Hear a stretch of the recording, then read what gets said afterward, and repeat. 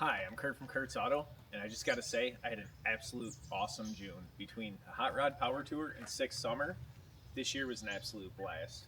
My son and I got to take my Firebird down Route 66 on this year's hot rod power tour. Managed to hit three different drag strips and one of the autocrosses, and the car worked flawlessly. With that, I have an even bigger, longer, more exciting adventure planned for Route 66, and it's with the Rat Rod Tour. Now, Firebird doesn't fit in with that group of cars. I had a plan to take my 1966 International. However, this car has never been on the road in the last 30 years, and I started looking at it and realized that that was a bad idea. Well, so it begins. My 1966 International Scout.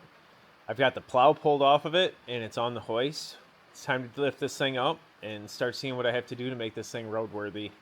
Plan is to be able to take this on the Rat Rod Tour, starting in Nevada and coming all the way to Langley, Illinois on Route 66 with some of the coolest rat rods in the country. I just need to make it mechanically sound and safe to drive, and it hasn't been on the road in many, many years. It's been a snowplow that I've owned for almost 20 years, and I've never driven it on the street. So the first problem I decided to start to fix was the rear pinion seal was leaking oil out.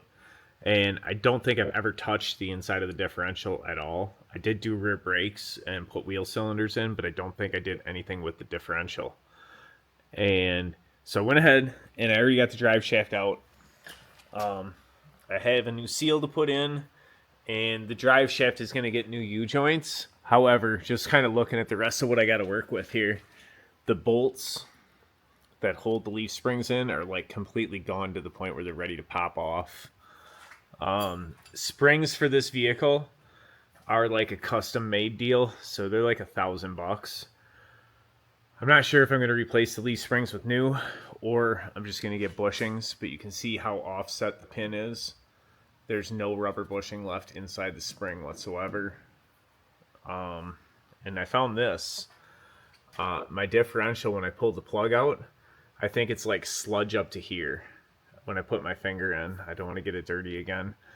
So I'll show you what's inside when I get the cover off, but I'm pretty sure there's some pretty nasty stuff in there. The posi still is working. It's still got posi in it. I don't want to move it too much because I got the pinion out. But yeah, we're going to get that pulled off, cleaned out, replace the pinion seal, and I'm probably going to cut one of these U-bolts off to go down and have it remade. And I'm going to get new U-bolts for the rear. I think the front I'm definitely going to replace as well. These ones don't look near as bad. They still look like they kind of have nuts on them. Well, this one not so much. So yeah, I'll probably get enough U-bolts to do all of them. And then I'm going to figure out what I got to do about the front and rear springs, if I'm going to replace them or not. The goal is not to spend a ton of money on this and to keep it as original as possible. So one of the reasons that I remember now why I never serviced the differential and why I'm pretty sure the oil inside is going to look more like a solid is because the bolts were going to break off. And I did break two of them, which means I'm going to have to fix those no matter what. But either way, I know I needed to pull this cover if I plan on taking this thing out on the road. For plowing snow, obviously it worked fine.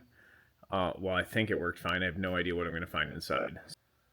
All right, so here we go. What is inside the differential cover? There's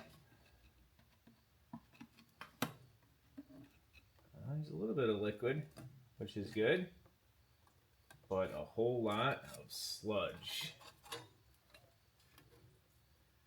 Oh, wow. There's not very much oil left in there. You can see the thick goo that was in the bottom of the differential here.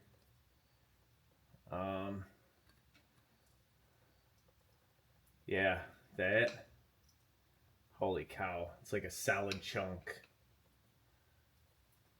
Yuck. All right. Well.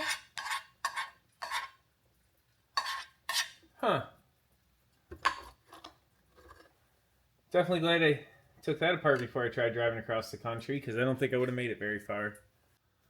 All right, so I'm literally like scraping a layer of what has turned into a solid in the bottom of this differential. That is definitely some gear oil from the 60s. I would say this has never been changed in its life. Amazingly, that ring and pinion looks pretty good from what I can see here. Again, I never had it driving fast enough to know if there's any noise in the differential, but it's... the oil turned into sludge, but it doesn't look like chunks of metal. Yeah, we'll clean it up. I'll get those broken bolts fixed and fill it up with fresh fluid. Get it out on the highway and see what it sounds like. And then from there, we'll determine what we're actually going to do with the rest of the truck. So after tearing into the International and realizing that, hey, this truck probably needs a lot more work than I have time for over the next 50 days, I decided instead I'm going to take my 1948 Chevy that I took last year is probably going to make the trip again this year. I do have some things I have to fix on it before it's going to be ready to make it, but this truck is pretty highway ready. I actually use it to tow trailers, and I built it in a matter of 2 weeks' time last year for the Rat Rod Tour, and there's definitely some things that I need to make modifications to be able to drive it all the way across the country, including fixing some of the oil leaks and things like that, because I literally just took the body from a 48 Chevy and dropped it onto a 98 Chevy chassis and kind of made everything fit. I think this is going to be the vehicle I take.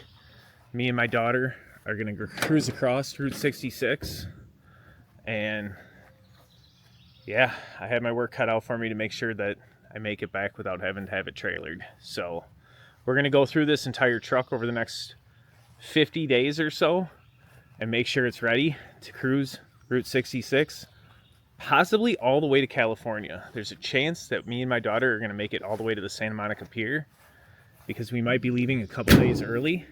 And if we have the opportunity to do the entire Route 66 this year, how cool would it be to do it in a 48 Chevy truck? So you may wonder, where does that leave the International? Well, the rear end has got fluid in it.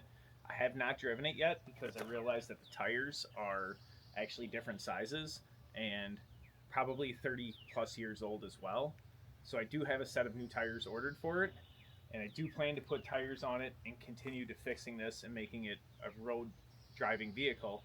I actually have insurance and license plates for it now. However, all of my research has told me that this is a much slower top speed vehicle than what I want to take on something that goes all the way across the country. So the 48 Chevy is most likely the option because I just don't have the resources and the time to invest into this to make sure that this thing's going to be roadworthy.